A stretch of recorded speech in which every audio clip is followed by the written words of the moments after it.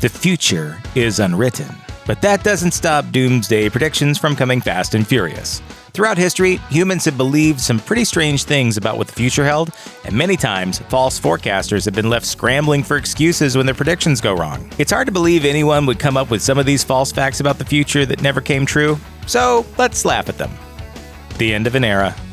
As far as human history is concerned, computers are pretty new, and considering how new they are, a pretty large portion of humanity relies on them for everything from banking to finding sexy singles in their area. Unfortunately, all of these exciting young computers weren't programmed with the turn of the century in mind.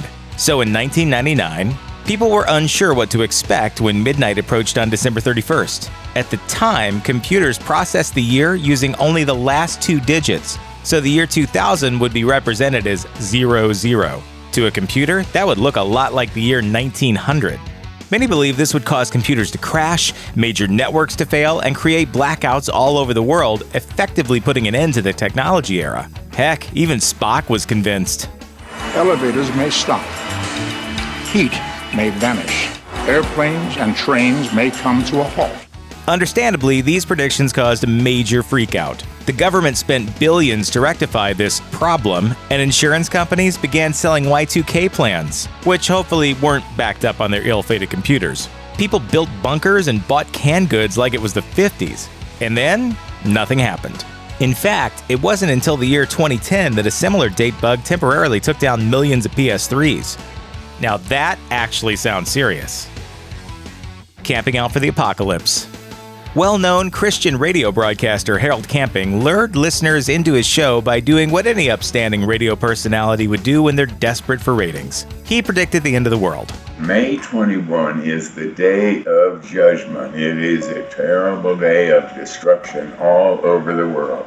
Believers were told that on May 21st, 2011, Jesus would rise for the rapture, taking those who deserved to be saved up to heaven, while the rest of us were left to suffer 5 months of plagues and at least one more Smash Mouth album. Camping came to his conclusion by taking the estimated date Jesus was crucified and using a bunch of nonsense math that means literally nothing. Add the number of people at the Last Supper minus the number of Filipinos in the Bible, and you get 3,100,000. Until he came up with a date. Either that, or he just chose it because it was Judge Reinhold's birthday. Camping was able to spread the word quickly, and many believers sold all of their belongings in preparation for the rapture. And then it didn't happen. Camping blamed a few mathematical errors and postponed Doomsday until October, when it didn't happen a second time.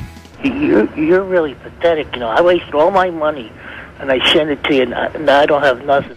Believers were clearly left broke and emotionally destroyed. Camping kind of apologized, but shut his mouth for the remaining 2 years of his life. Cosmic alignment. Astrologer/astronomer Johannes Stoffler was basically the Harold Camping of 1500s Germany, but with more of a focus on the zodiac than Jesus. Stoffler predicted that the world would end on February 20th, 1524, after the alignment of the planets under Pisces would lead to floods so great they would destroy the world. As a respected chair at a well-known university, Stoffler's prediction was trusted far and wide.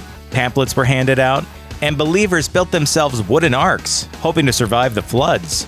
Strangely enough, a thunderstorm struck that day, convincing the doubters that Stoffler's theory was coming true, even though, since we're all here right now, we all know it didn't. Those who hadn't prepared for the flood attempted to swim to the arks, and many ended up drowning. So thanks a lot, Johannes, you tool. In the dark. Life magazine made some pretty ominous predictions in their late January 1970 issue. Notably, air pollution was supposed to have cut the amount of sunlight reaching Earth in half by 1985. While the article didn't go into much detail about the actual science behind the prediction, it was written that scientists totally had solid evidence to back it up. Just like that weird kid totally has a girlfriend in Canada, or totally has a jet ski in his garage that you're not allowed to see. Life also explored other potential environmental catastrophes, like the idea that sonic booms from airplanes were going to constantly mutilate unborn babies. Needless to say, none of that happened. The article was ultimately published as part of an awareness campaign for the first Earth Day, and even if their numbers were just a bit off, we can all agree on one thing. Let's save our environment, that we may be free. Right. The rise of Atlantis. In 1980, retired psychology professor Charles Louis Spiegel, who you may want to know was going by the name Antares by that time, predicted that the long-lost city of Atlantis would rise from the sea in 2001. The Caribbean islands would be destroyed in the ensuing flooding. But don't worry, it gets better.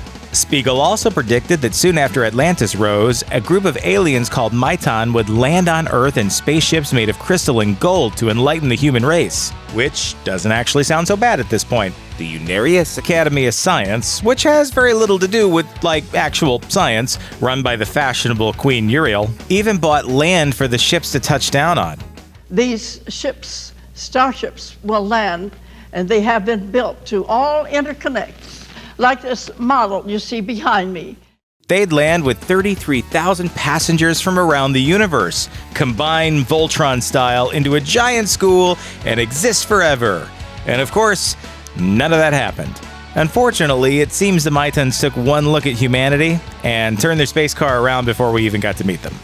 Yeah, and when they're adults, they just celebrate with lots and lots of alcohol. They know their atmosphere is disintegrating, and the humans choose to focus on that?